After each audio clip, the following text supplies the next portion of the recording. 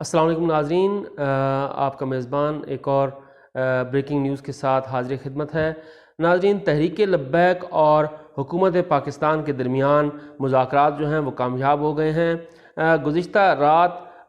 تفصیل کے ساتھ جو ہے وہ مذاکرات ہوتے رہے ہیں۔ مذاکرات کا پہلا دور جو ہے وہ نماز تراویح کے بعد شروع ہو گیا تھا۔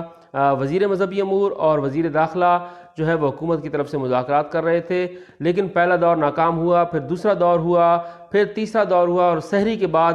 آخری راؤنڈ ہوا، اور اس آخری راؤنڈ میں یہ بات طے پائی ہے کہ جو تحریک لبیک پاکستان کے 16 ایم پی او کے تحت جتنے رہنما ہیں یا 3 ایم پی او کے تحت جتنے رہنما ہیں انہیں رہا کیا جائے گا، اور ان کے اوپر جو مقدمات ہیں انہیں بھی ختم کیا جائے گا۔ البتہ دیکھا جائے گا کہ مقدمات کس طرح سے ختم ہونے ہیں، ایک قانونی مرحلہ ہے وہ کس طرح سے آگے بڑھے گا، لیکن شیخ رشید احمد صاحب نے یہ اعلان کر دیا ہے جو کہ وزیر داخلہ ہیں۔ حکومت پاکستان اور تحریک لبیک کے درمیان طویل مذاکرات کے بعد یہ بات طے پا گئی ہے کہ ہم آج قومی اسمبلی میں فرانسیسی سفیر کی ملک بدری کی قرارداد پیش کریں گے، اور تحریک لبیک سارے ملک سے، جس میں کہ خاص طور پر مسجد رحمت للعالمین سے بھی دھرنے کو ختم کیا جائے گا، اور بات چیت اور مذاکرات کا سلسلہ آگے بڑھایا جائے گا، اور جن لوگوں کے خلاف مقدمات درج ہیں سمیت 4 شیڈول کے، ان کا بھی اخراج کیا جائے گا۔ اس پر تفصیلی بیان جو ہے میں آج شام یا کل دوپہر کسی وقت پریس کانفرنس کے ذریعے دوں گا۔ جیسے شیخ رشید احمد نے یہ اعلان کیا ہے کہ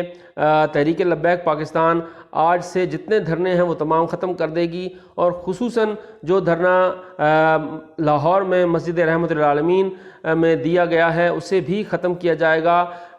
تو دوسری طرف جو علماء اہل سنت ہیں، جو اکابرین اہل سنت ہیں، خصوصاً بریلوی مکتبہ فکر کے جتنے بڑے علماء کرام ہیں، انہوں نے بھی اپنا ایک ویڈیو پیغام جاری کیا ہے، اور صاحبزادہ حامد رضا، ملی یکجہتی کونسل کے سربراہ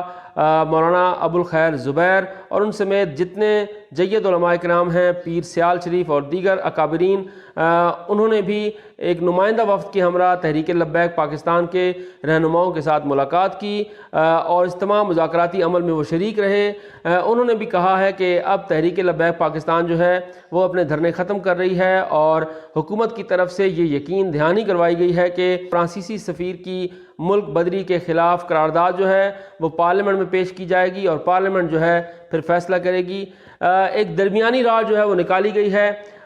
تحریک لبیک کے جو بنیادی مطالبات تھے ان میں سب سے پہلا مطالبہ یہ تھا کہ جو سعد رضوی ہیں، خادم رضوی کے صاحبزادے اور تحریک لبیک پاکستان کے سربراہ، ان کا نام 4 شیڈول سے نکالا جائے اور انہیں رہا کیا جائے۔ اس کے بعد جو دوسرا بڑا مطالبہ تھا وہ یہ تھا کہ تمام کارکنوں کو رہا کر کے 4 شیڈول سے ان کے نام خارج کیے جائیں۔ تیسرا جو ان کا بڑا مطالبہ تھا وہ یہ تھا کہ فرانسیسی سفیر کو ملک بدر کیا جائے اور اس حوالے سے کارروائی کی جائے۔ چوتھا مطالبہ جو ان کا تھا وہ تھا کہ تحریک لبیک پاکستان پر جو پابندی لگائی گئی ہے اسے فی الفور ختم کیا جائے، اور آخری مطالبہ ان کا جو تھا وہ وفاقی وزیر داخلہ شیخ رشید کا عہدے سے استعفیٰ دینے کا مطالبہ تھا۔ یہ مطالبات تھے جو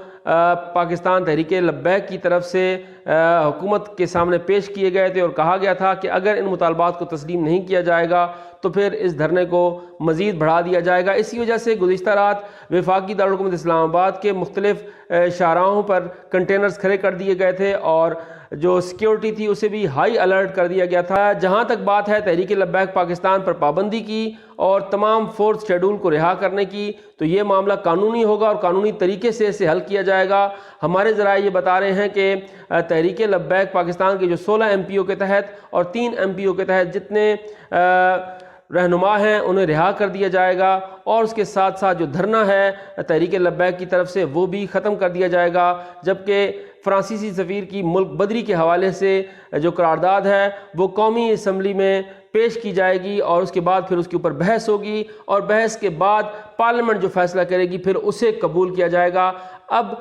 جو حکومت ہے اس نے اس سارے معاملے کو پارلیمنٹ میں لانے کا اعلان کر دیا ہے، کیونکہ گزشتہ روز اپوزیشن کی طرف سے بھی یہ کہا گیا تھا کہ کیا معاہدہ آپ نے تحریک لبیک سے پہلے کیا تھا اس معاہدوں کو پارلیمنٹ ہاؤس میں لایا جائے اور اس کے اوپر بحث کی جائے کہ کون سا معاہدہ ہے جس کی خلاف ورزی ہوئی ہے، اور اس کے پھر فوراً بعد آپ نے اس جماعت پر پابندی لگا دی، جبکہ جے یو آئی سمیت جو مذہبی رہنما ہیں انہوں نے بھی اس پابندی کی شدید مخالفت کی تھی۔ تو اب صورتحال یہ ہے کہ جو دھرنا